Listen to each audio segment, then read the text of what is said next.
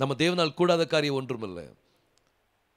நம்ம இன்னைக்கு குடும்பத்தை பற்றி பார்க்கும்போது வேதத்தில் ஒரு 3 குடும்பம் ரொம்ப அருமையான குடும்பம். ஆபிரகாம் சாராள் ரொம்ப அருமையான பிள்ளைகள்.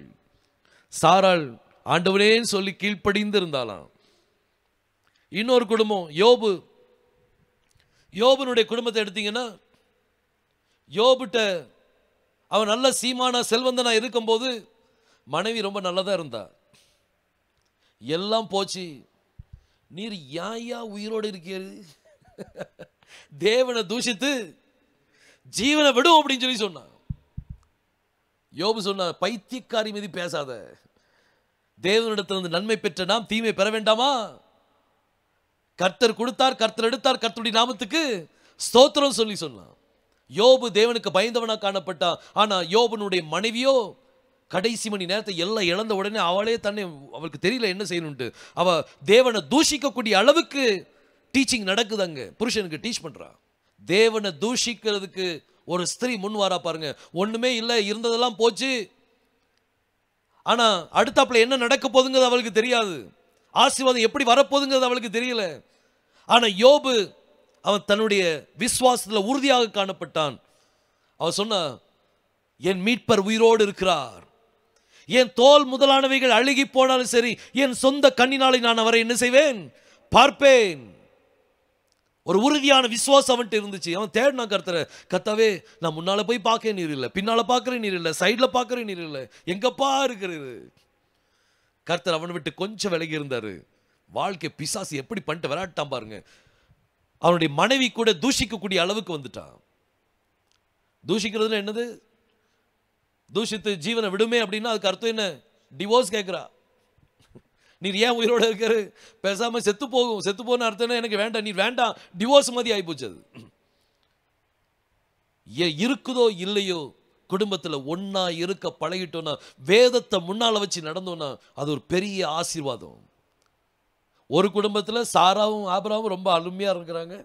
இன்னொரு குடும்பத்தில் கணவன் நல்ல அருமையா விசுவாசத்தில் இருக்கா, மனைவி எப்படி இருக்கிறா, விசுவாசத்தில் தளர்ந்து போயிட்டா. இன்னொரு குடும்பம் அபிகாயில் அண்ட் நாபால். இந்த 2 பேர் பார்த்தீங்கன்னா, அபிகாயில் அருமையான ஒரு பிள்ளை, விசுவாசத்தில் ஒரு பிள்ளை, விசுவாசத்தில் உள்ள பிள்ளை.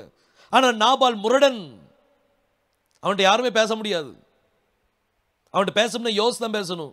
அவன் மனைவியை தவிர வேற யாரும் பேச முடியாதுன்னு நினைக்கிறேன்.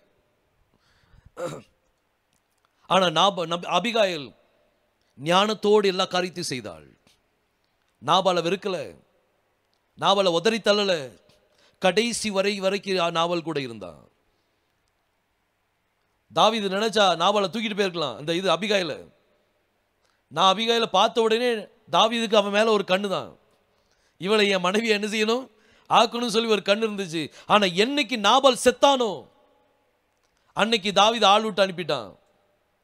அபிகாயில்கிட்ட பொண்ணு கேளுங்க, அவ கை கேளுங்க, அவ எனக்கு மனைவியாக விருப்பமான்னு கேட்கறதுக்கு அனுப்பிவிட்டாள். அந்த ஜனங்கள் தாவீதினுடைய வேலைக்காரங்க வந்து அபிகாயில்கிட்ட வந்து பேசும்போது, தாவீதுக்கு மனைவியாக உனக்கு விருப்பமான்னு கேட்ட உடனே கழுத மேல ஏறி உட்கார்ந்துட்டா. பாருங்க, இந்த அபிகாயில் நாபல் சாகிறது வரைக்கும் அவளோடு கூட தான் இருந்தா, பிரிஞ்சு போகவே இல்லை. எத்தனை போராட்டங்கள் வந்தது. கர்த்தர் ஃபியூச்சர்ல என்ன வச்சிருக்காங்கிறது நம்ம யாருக்குமே தெரியாது. we have to be faithful to the word of God. நம்ம வாழ்க்கையில் எப்படி நினைக்கிறோம்னா, நம்ம மனைவிக்கு ஃபேத்ஃபுல்லாக இருக்கணும், நம்ம புருஷனுக்கு ஃபேத்ஃபுல்லாக இருக்கணும், நம்ம பிள்ளைகளுக்கு ஃபேத்ஃபுல்லாக இருக்கணும், நம்ம பேரண்ட்ஸ்க்கு ஃபேத்ஃபுல்லாக இருக்கணும்னு நினைக்கிறோம். ஃபேத்ஃபுல்லாக வார்த்தைக்கு இருந்தோம் அப்படின்னா மற்ற எல்லா காரியத்துக்கும் நீங்கள் ஃபேத்ஃபுல்லாக மாறிடுவீங்க. புருஷன் மனைவிக்கு பிரியமாக இருக்க பார்க்குறாங்க, மனைவி புருஷனுக்கு பிரியமாக இருக்க பார்க்குறாங்க. எல்லாம் நல்லது தான். ஆனால் எல்லாத்துக்கும் மேலாக வேதத்துக்கு பிரியமாக இருக்க நம்ம என்ன செய்யணும் பார்க்கணும். அப்படி செய்யும் போது கர்த்தர் மிகுந்த ஆசீர்வாதத்தை நம்மளுக்கு என்ன செய்திருக்கிறார், வைத்திருக்கிறார். அடுத்தது 3 குடும்பத்தை நம்ம பார்த்தோம். ஆபிரகாம், அபிகாயில், யோபு. இந்த 3 குடும்பம் 3 தினுசா இருக்கிறாங்க, 3 விதமா இருக்கிறாங்க. நம்ம வீட்டில் எப்படி இருக்கிறோம்னு சிந்திச்சு பாருங்க. நம்ம ஆபிரகாமும் சாராளை போல இருக்கிறோமா, இல்லாட்டி யோபுனுடைய மனைவி போல இருக்கிறோமா, இல்லாட்டி அபிகாயில் நாபால் மாதிரி வீடு இருக்குதா? நம்ம வீடு ஆபிரகாம் சாராளை போல் என்ன செய்யணும், மாறணும். அவளுக்கு பிள்ளைகளாக நம்ம என்ன செய்யணுமா இருக்கணும். ஸோ இன்னைக்கு இந்த ஃபேமிலி பற்றின ஒரு சின்ன ஒரு கருத்துக்களை நம்ம என்ன செய்தோம், நம்ம பார்த்தோம். கர்த்தர் பெரிய காரியங்களை செய்வராக. நம்ம ஜெபிக்கலாம். கண்களை மூடி நம்ம ஜெபிப்போம்.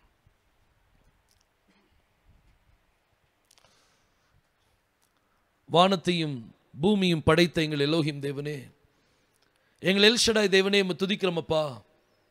யெகோஷுவா மேசியா நாமத்தினாலே ஜெபிக்கிறோம் கர்த்தாவே. இன்னைக்குள்ள செய்திக்காக நன்றி ராஜா.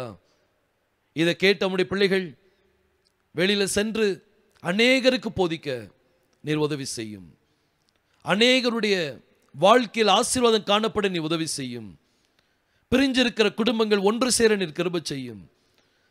கணவனுக்கும் மனைவிக்கும் இடையில இருக்கிற பிளவுகளை நீர் நிரப்பும் அப்பா.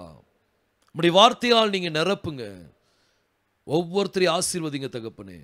நாங்கள் ஒன்றுமில்லை ராஜா. உம்முடைய நாம மகிமைப்பட நீ கிருபை செய்யும். எங்களை தாழ்த்தி உம்முடைய கரத்தில் தருகிறோம். துதி கன மகிமை எல்லாவற்றையும் நீங்க எடுத்துக்கொள்ளுங்க. மீட்பெரும் இரட்சகருமாகிய யெகோஷுவா மேசியா நாமத்தில் கேட்டுக்கொள்கிறேன் ஜீவனுள்ள நல்ல பிதாவே, ஆமென்.